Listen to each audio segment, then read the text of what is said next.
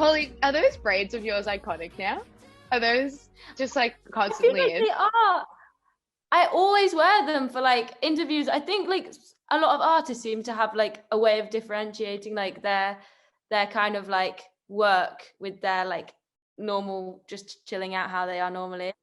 And like when I have to work, I feel like I have to put these braids in because it makes me feel like artist mode, you know? And it's like work mode, Holly, with the braids.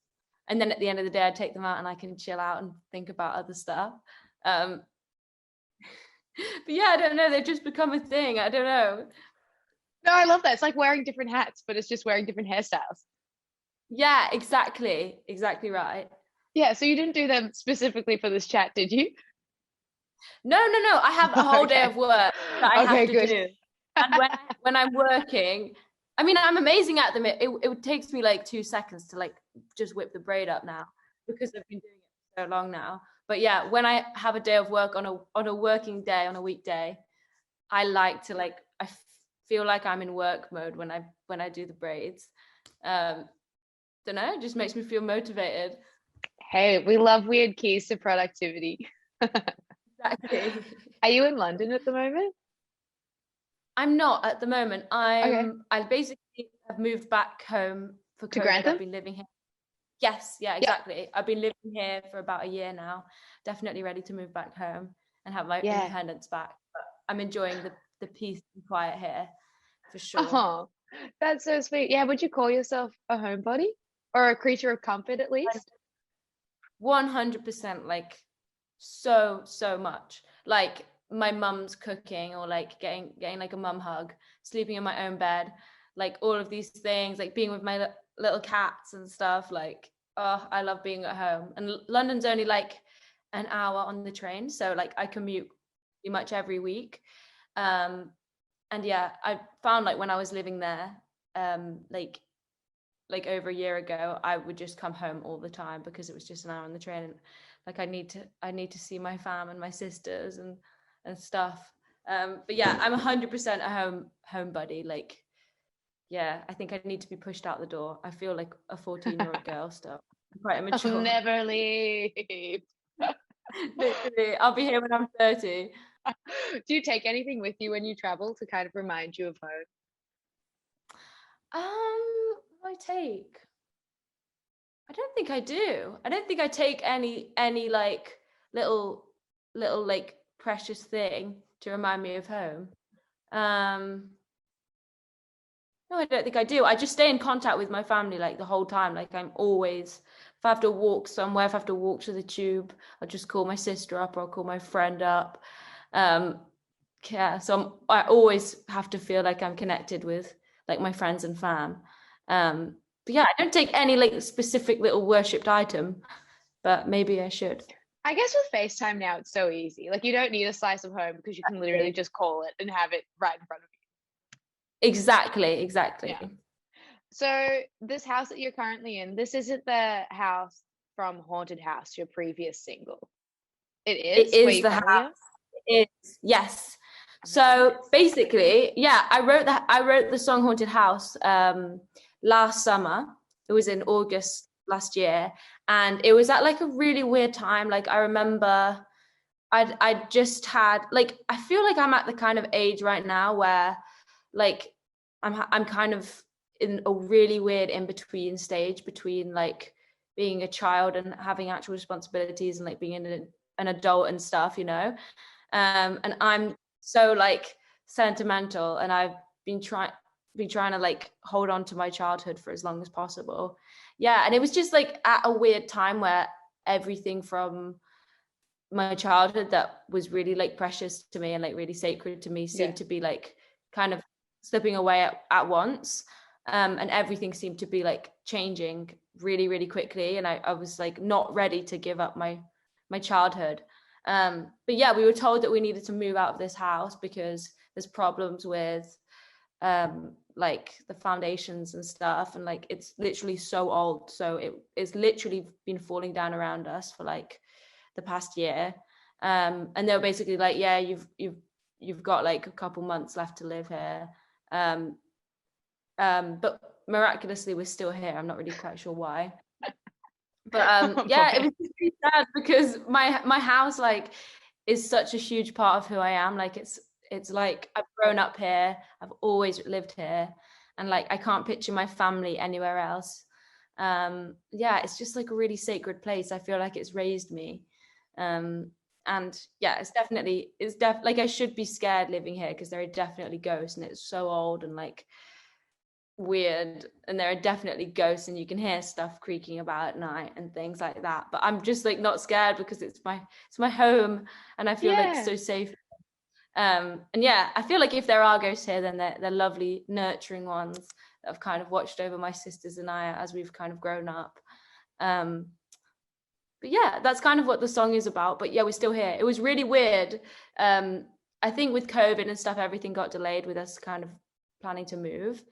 But it was really weird, like the week that Haunted House actually came out, like men, like all of these like builder men came into the house and started like actually deconstructing it and like starting to like kind of take the place apart and try and fix everything that's kind of going wrong and try and hold it together. So like we have loads of people here at the moment that are kind of trying desperately to hold it all together. So yeah, if you hear any building work, that's what it is. Okay, just house surgery. Yeah, yeah. Yeah, exactly, trying to save it. Yeah. That's so sweet. Okay, you kind of mentioned it just before that your childhood was slipping away because things were moving really quickly. Do you think that was due to the success of Falling Asleep at the Wheel, your first EP? Or was it more just a, time to grow up sort of thing? What was the impetus for all of this movement? Yeah, I don't know. It was like a lot of things that had happened all at one time. So I Mm, remember like over the course of the summer last year, obviously it had been a weird year already, and then over the course of the summer, like one of my like elderly relatives, we'd been spending a lot of time with her up in North Wales, where she lives, and was kind of really ill over like a long period of time, and she was like she like kind of raised my sisters and I. mm, And yeah, so basically, yeah, it was just like, and I think it was when my EP came out that we were up there with her, and then she died like shortly after. And it was just like loads of stuff was kind of happening at once, and like just stuff that I wasn't ready to give up. Yeah, like that. And then all the stuff with my career was so amazing, and I've been so grateful for everything that's been happening. Like it's so weird and bizarre to me, but yeah, I just feel like a child. Like I feel like such a little kid still. mm. I don't really know why, but I'm just don't really feel ready to grow up. And I like every time I have a birthday, I'm like, I hate my birthday because I'm like, oh my gosh, like I'm not 21, I'm not 22, like I'm still like 14, like I still feel like a little kid. Yeah. Yeah, I just have a real problem with growing up for some reason. So yeah, I think it's like loads of stuff at once, like kind of came together, and just it was just a weird sort of time. But yeah, definitely with the music stuff, like it's like on the one hand it's amazing, and I felt like I was getting busier and busier with like career stuff, but yeah, I still felt like a child and I wasn't really ready to take on like all of that responsibility. um but yeah. It is really overwhelming. I can totally see that from your point of view. And I really think you should make like a Peter Pan inspired song out of it. The boy Yeah, who never I grows probably up. exactly. Yeah. I probably should. It was weird as well, like with my sisters and all of my friends were all like just kind of like messing Doing it. about at uni, Yeah. having fun, being kids, and I was like, oh gosh, I have responsibilities. Like I have a job. I've got to like making music isn't really like a job for me, but I think it's kind of the rest of it that's kind of like got There are to have people relying responsibility. on you. Yeah, yeah, yeah. Exactly. Yeah, for sure. Um, so yeah, I think I've come to terms with it now and I'm ready to like be an adult now, I guess. And I feel more ready now that I wrote that song to like let go of stuff because it kind of helped me process all of that. And like I feel like the song is a nice little bookend to that kind of chapter of my life, like to my childhood, and like I feel kind of at peace, and it was a nice little tribute to the house and to my childhood.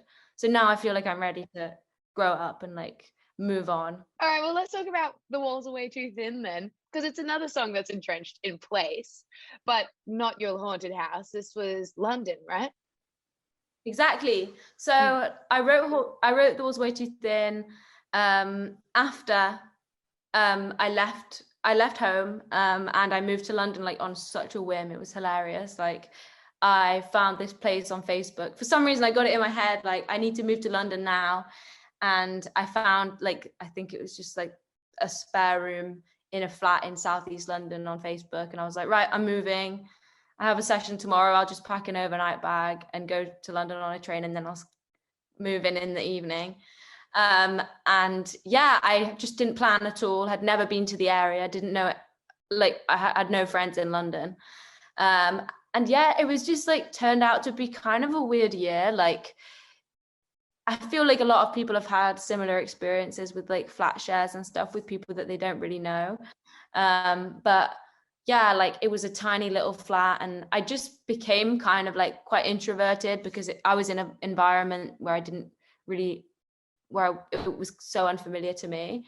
So yeah, I just kind of stayed in my room for quite a lot of the year, and just didn't really feel like leaving, like didn't really feel like interacting. There was so much chaos going on around me, and like London is such a busy place with so many people, but I just felt like really alone and really isolated. So yeah, I kind of just wrote that song. I wrote bits of it kind of in the room, listening to all the shit that was going on next door, like no privacy whatsoever. Like just kind of, I never really felt like I could relax there, or like I never really felt like at peace, like it was my home. But yeah, I actually wrote quite a lot of it in the room, and then I wrote a lot of it like I had little ideas when I was on trains. So it was What was the weird first line? because What was the first idea of the song? I think the first idea was like the second verse, like the smoke rings in the corridor. I think how come it rains inside? Because I remember like how come it rains inside was kind of like obviously I'm inside, but like shit's going on around me and I feel like it's raining and everything's kind of crap. But also like the walls, like I remember when I actually moved in, like it was so damp, so it was literally like dripping walls, like it was gross. Oh, um, yeah. I know it was really gross. But yeah, but I remember being like, I have to get out of here. Like I'd get away from the house as much as I could. When I like, and I'd go up on trains and visit my friends who were all like at uni a bit further north, like in Nottingham or Manchester or somewhere.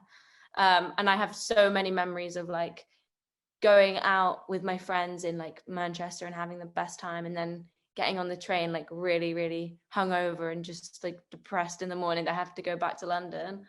And I feel like when you're hungover, for some reason I have like really good ideas when I'm hungover, because I can't filter my thoughts. Like there's no way that I can like stop myself from thinking really deep. Like you can't like, you have to address everything that you're feeling. You can't like stop yourself from like, you can't like find another way to block out all the thoughts. So yeah, I had loads of like little lyric ideas on trains, and like did loads of little voice memos and stuff like that. And then yeah, the song kind of was written over quite a long period of time. But yeah, it feels, I like it because it's like a little time capsule for me. Like it kind of takes me back, and I did learn a lot about myself and stuff throughout that year, and I'm grateful for it now. But yeah, it was a weird one. And I'm sure we're going to hear a lot more of that year on the upcoming EP, right?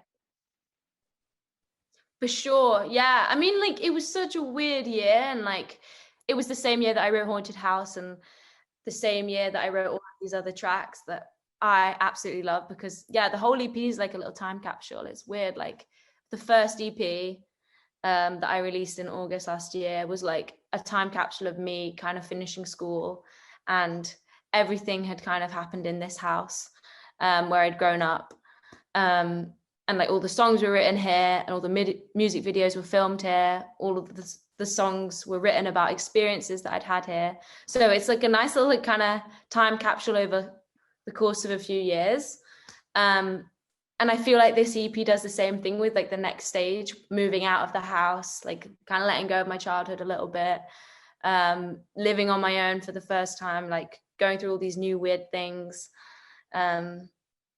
Yeah, it's just like really like I love this EP because it's just like sounds like being young and like just like going through it all, you know, like falling in love, getting my heart broken and shit. Oh, we could Living on watch my the own, just being world expand with you. Yeah.